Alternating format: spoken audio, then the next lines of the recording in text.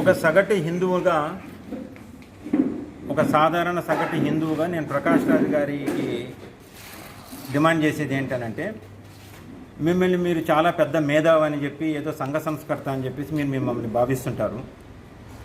ప్రజలు ఎవరే కానీ మిమ్మల్ని ఆ రకంగా చూడట్లేదు. మిమ్మల్ని ఒక డాఫర్ గాను, ఒక లోఫర్ గాను చూస్తున్నారు. ఒక మంచి యాక్టర్ అయిండొచ్చు కానీ మిమ్మల్ని ఒక డాఫర్ గాను, లోఫర్ గాను చూస్తున్నారు ప్రజలందరూ కూడా.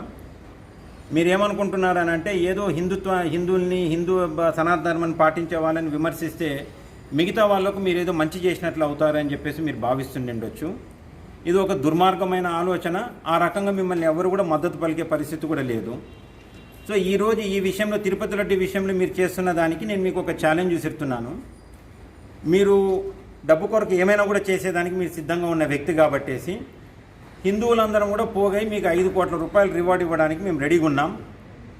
మీరు ఇందులో జరగలేదు, ఈ చర్యలు తీసుకున్నారు అని చెప్పి మీరు ప్రూవ్ చేయండి. హిందువులందరం కలిసి మీకు 5 కోట్ల రూపాయలు ఇస్తాం.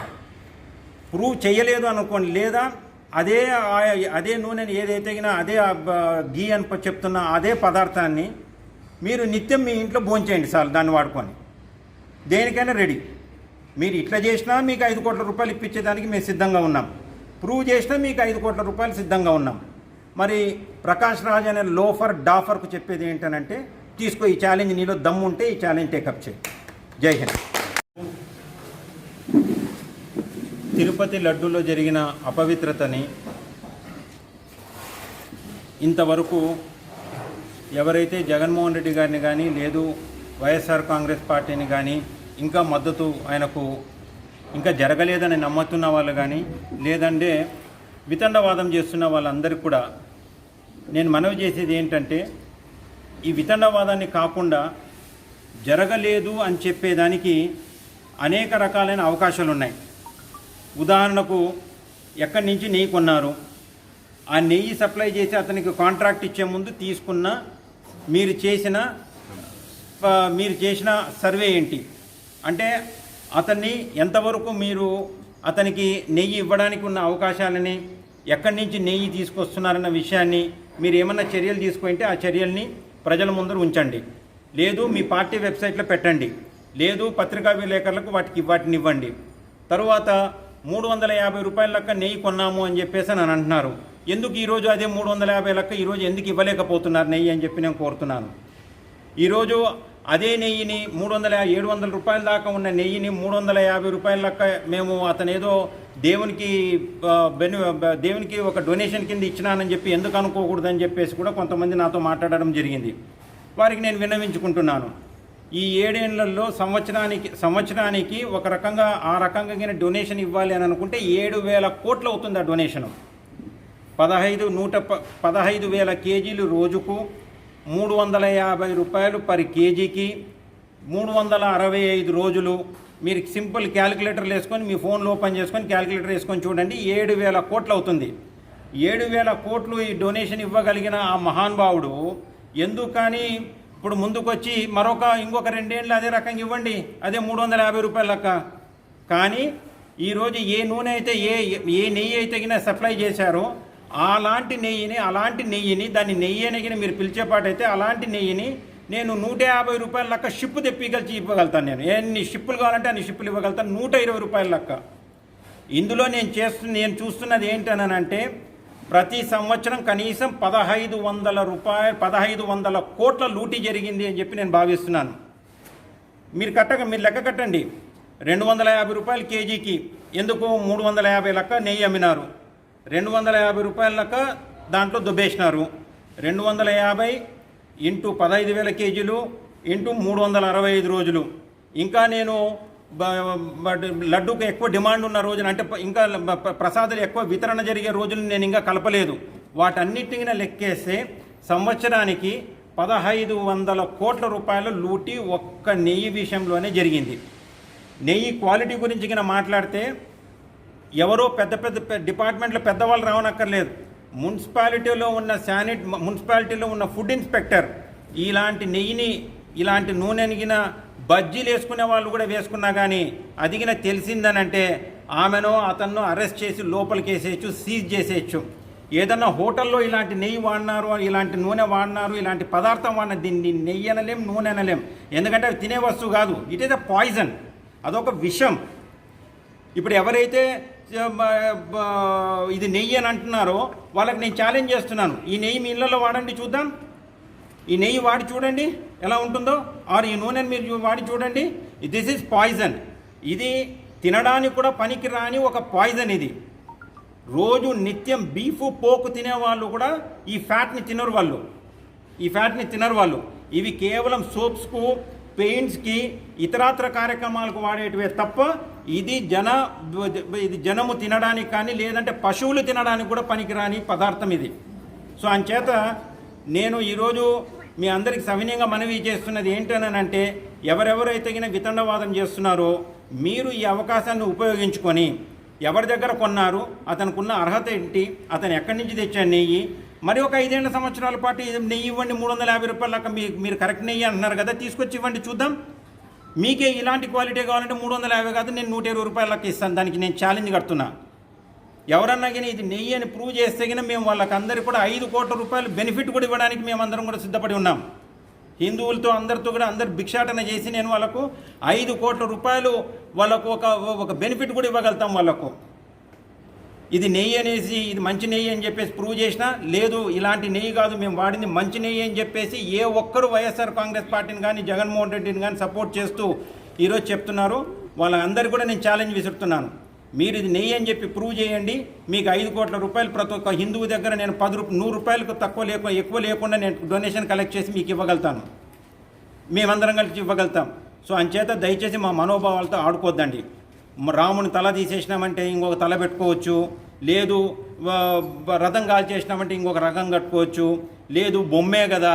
దయచేసి మా మనోభావాలతో ఆడుకోవద్దండి. ఇంకా చాలు. ఇప్పుడైనా నిజాన్ని నిర్ధారించుకోండి. ఇప్పుడైనా జరిగిన పాపాన్ని ఒప్పుకొని క్షమాపణ చెప్పండి, ఆ స్వామికి ప్రాయశ్చిత్తం చేసుకోండి. అంతే తప్ప మా మనోభావాల్ని దెబ్బతినే ఇప్పటికే మేమందరం కూడా చాలా బాధపడుతున్నాం.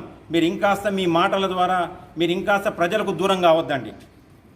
సో దయచేసి మీరుగిన ఒప్పుకోకపోతే మీరు ప్రూవ్ అన్న చేయాలి, మేము కరెక్ట్గానే చేశామని చెప్పి, లేదనంటే మీరు తప్పన్న ఒప్పుకోవాలి. అప్పటిదాకా హిందూ సంఘాలన్నీ కూడా రాబోయే రోజుల్లో పెద్ద ఎత్తున ఉద్యమిస్తాయని చెప్పి ఒక విషయాన్ని మాత్రం మీరు గుర్తించండి. ప్రజలందరూ కూడా మిమ్మల్ని చీత్కరించే రోజులు వస్తాయన్న విషయాన్ని కూడా మీరు గుర్తించండి. మీరు 154 175 వస్తాయన్నారు, ఏ రకంగా వచ్చిందో పరిస్థితి మీకు తెలుస్తుంది. మీరు ప్రజల మనోభావాల్ని తెలుసుకునే పరిస్థితి మీ దగ్గర లేదని చెప్పేసి భావించాల్సి వస్తుంది. సో దయచేసి దీన్ని బట్టి మీరందరూ కూడా మరొక్కసారి మీరు పునర్లాంచుకొని జరిగిన తప్పుని గుర్తించి దానికి స్వామికి ప్రాయశ్చిత్తం చేసుకోవడానికి మీ వంతుగా మీరు చేయాలని చెప్పేసి మనవి చేసుకుంటున్నాను. జై హింద్.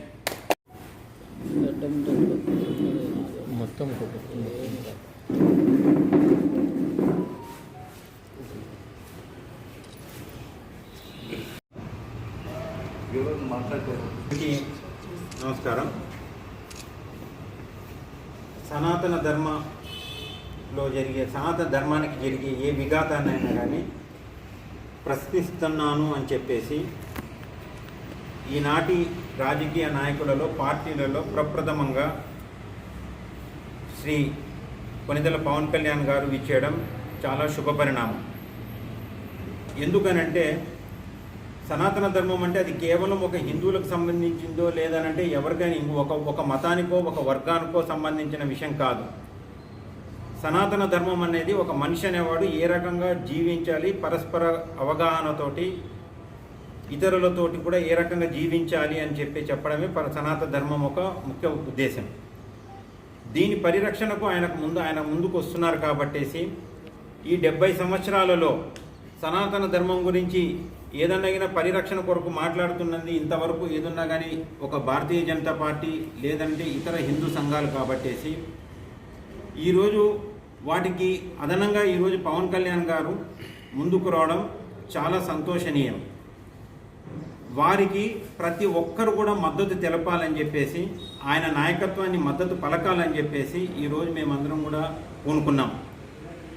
ప్రతి ఒక్కరు కూడా ఎవరైతే ఒక శాంతియుతంగా తన జీవనాన్ని గడపాలి అని కోరుకుంటున్న ప్రతి పౌరుడు కూడా, అది హిందువు కావచ్చు, వేరే ఇతర మతాలు కావచ్చు, ఏదైనా కావచ్చు, ముఖ్యంగా ఈరోజు హిందువులు సనాతన ధర్మాన్ని ఎక్కువ పాటిస్తుంటారు. అందరూ కూడా ప్రతి హిందువు కూడా సనాతన ధర్మాన్ని పాటిస్తుంటారు. ఈరోజు ఆ సనాతన ధర్మానికి తర్వాత హిందూ దేవుళ్ళకు దేవదేవుళ్ళకు జరిగిన అన్యాయాన్ని ఇంతవరకు ప్రశ్నించిన వాళ్ళు ఎవరే కానీ లేరు. ఉంటే ఏదన్నా కానీ వాళ్ళు అక్కడ కుమిలిపోతున్నారే తప్ప ఒక నాయకునిగా, ఒక రాజకీయ పార్టీగా, ఒక రాజకీయ నాయకునిగా ముందుకు వచ్చిన వ్యక్తి శ్రీ పవన్ కళ్యాణ్ గారికి సభాముఖంగా, పత్రికాముఖంగా ఆయనకు మా కృతజ్ఞతలు, అభినందనలు తెలియజేస్తూ మేము ఈ కాల్ ద్వారా ఈరోజు ఈ ప్రెస్ మీట్ ద్వారా ప్రతి ఒక్కరికి కోరుకునేది ఏంటనంటే, ప్రతి ఒక్కరు కూడా కుల మతాలకు అతీతంగా, రాజకీయాలకు అతీతంగా పవన్ కళ్యాణ్ గారికి బలపరచాలని చెప్పేసి నేను సభాముఖంగా మీ అందరూ కూడా వినయంగా విన్నవించుకుంటున్నాను. వారికి మద్దతుకై మొదటగా గుంతకల్ నియోజకవర్గం నుంచి మా ప్రజలు వాళ్ళతోటి ఒక బహిరంగ సభలు లేదు ర్యాలీలు అనౌన్స్ చేసి త్వరలో ఒక కార్యాచరణ పెట్టి పవన్ కళ్యాణ్ గారికి మద్దతుగా తెలపడానికి ప్రజలందరినీ కూడా మమేకం చేసి అనేక ర్యాలీలు తీయాలని చెప్పేసి భావిస్తున్నాం. వాటిని మీకు త్వరలో వాటి ఒక డేట్స్, వాటి ఒక షెడ్యూల్స్ మీకు తెలియపరుస్తాం. సో ప్రతి ఒక్కరు కూడా పవన్ కళ్యాణ్ గారి నాయకత్వాన్ని బలపరచాలని చెప్పేసి, ఆయనకు అందరూ అండగా ఉండాలి అని చెప్పేసి ఈ పత్రికా ముఖంగా ప్రతి ఒక్కరికి సమనీయంగా మనవి చేసుకుంటున్నాను. జై హింద్. ప్రాచీన సంస్కృతికి, సనాతన ధర్మానికి అనుకూలంగా శ్రీ పవన్ కళ్యాణ్ గారు నడుం బిగించారు కాబట్టి అన్ని హిందూ ధర్మ సంస్థలు, హిందువులు మరియు వెంకటేశ్వర స్వామి భక్తులు కూడా అందరూ కూడా ఆయన యొక్క నాయకత్వంలో ఇది సరైనదేందని ఆయనకి మా మద్దతు తెలుపుతూ ఈ యొక్క సమావేశాన్ని నిర్వహిస్తున్నాం.